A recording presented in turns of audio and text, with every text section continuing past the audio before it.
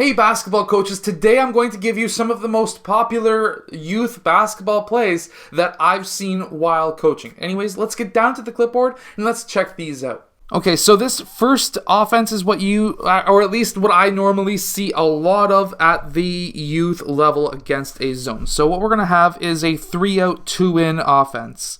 What we're going to have is a pass over towards the wing. If you're just new, this is the corner, this is the wing, this is the point, this is the high post, this is the low post. From there, after player 1 passes to player 2, what we're going to see is player 5, he's going to be going up towards the high post, which then creates an overload situation. The reason why the overload is good and deadly in a lot of cases is because now you're essentially forcing player 5 to guard two players 4 and 5. So he needs to somehow sit in the middle. And of course, player 4 is going to be popping down. Player 1 is going to be guarding essentially the high post, but also cannot go past that midway point. If he does, then that leaves open these two players to be able to shoot three. So he can't go all the way over. He just needs to sit right in the middle, which really does put in a 2-3 zone player 5 in a terrible situation. Now, against a 3-2 zone, it doesn't necessarily put him into a very bad situation, but it really does leave a 3-2 leaves the corner wide open. So if you're playing up against a 2-3 zone, you could leave these two players over on this side, leave the overload happening, have the pass to the high post, draw up player 5, and theoretically that would be the easiest way to score. However, if you're playing up against a 2-3 or a 3-2 zone instead, so if you've got, instead of the zone looking like this, it looks more like this. Well, now after you make that pass to the wing, what you need to do is to have player 1 cut down and player 5 pop up. This will allow you to now have a super overload, or at least what I would call a super overload, because now this draws player 1 in to defend the high post, and now this leaves player 1 wide open. In theory, what's supposed to happen is player 1 would come over, double player 2, and player 2 would then pop down towards that corner.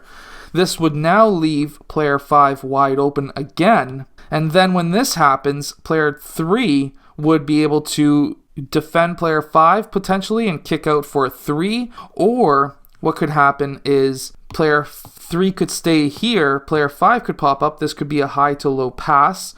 Another option is if player 3 was to defend player 5, player 5 was to make that kick out pass, I would definitely tell my player 5 to read the defense, because that's going to draw player 4 and 3 out, and player 5 could then cut towards the basket for an easy layup, almost like a give and go in a sense. But in most cases, you're going to be seeing yourself play up against the 2-3, so that's what I'm going to run this play through. And to run it through, it's almost like a motion, basically is a motion. We're going to have that pass over to player 2, and player 5 is going to pop up. At this time, the zone is going to be then moving into this sort of a pattern. And now what we're going to have is a couple of different options. So we want to be able to move this overload to this side and get that ball over towards this side as well. And there's a couple of different ways that we can do this. So the easiest way is by having player 1 and 3 switch and having player 2 pass to player 3. When this happens, we would have player 5 go down towards this corner and player 4 go up towards that corner, and they would essentially cross, and then we would have player 3 pass to player 1. At this time, we're going to have to see the zone start to shift, and anytime that you bring the ball from one side of a zone to the other and you make that defense switch sides one way or the other, you're really going to be opening up a lot of gaps to attack. The idea of this offense is not just to get a high to low pass, it's to create opportunities to be able to find gaps that we can attack through. So when these players start to switch, and let's say player 4 is heading towards the high post, we want to be able to look at him and say, well, I want to get that pass to him in the middle of the key, because now that could be an easy shot. That could be a kick out because that's going to be collapsing multiple players. That could even be a high to low pass.